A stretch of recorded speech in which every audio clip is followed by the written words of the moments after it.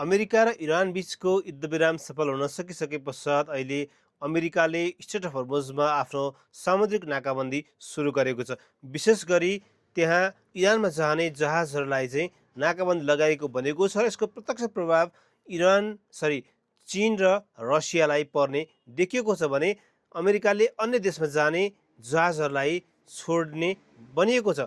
यसको मुख्य उद्देश्य इरानको अर्थतन्त्रलाई कमजोर पार्न, जहाँ इरानले आफ्नो आणविक गतिविधि र हवाई सुरक्षा प्रणालीलाई मजबुत बनाउँदै लाँदा अमेरिकाले यसको विरोध स्वरूप आफूलाई सुरक्षा थ्रेट हुने हिसाबले यो गरिएको भन्ने पनि भनेको छ। र अर्को एउटा कुरा, इरानमा प्रशस्त मात्रामा तेल पनि पाइन्छ, त्यसलाई पनि आफूले युटिलाइज गर्नको लागि अमेरिकाले यो गरेको पनि हुनसक्छ। किनभने पहिला पनि अमेरिकाले लिबिया, भेनेजुएला, इराकमा यसै किसिमको आक्रमण गरिसकेको छ।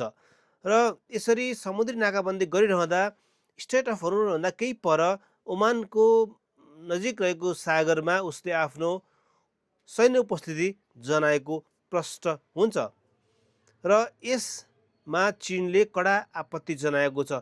चीनले आफ्नो धेरै मात्रामा तेल इरानबाट खरिद गर्ने गर्छ र यसको अहिले प्रत्यक्ष प्रभाव एसियाली क्षेत्र लगायत चीनमा पनि देखिएको छ र चीनले यसको कडा आपत्ति समेत जनाएको छ।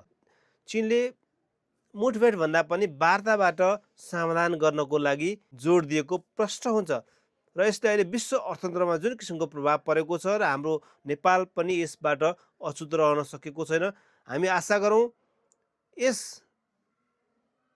युद्धविराम नाकाबन्दी छिटो समाधान होस् र विश्व बजारमा तेल आपूर्ति सहज होस् र विश्व बजार आर्थिक मन्दीतर्फ जाने बाटोबाट रोकियोस्। Thank you.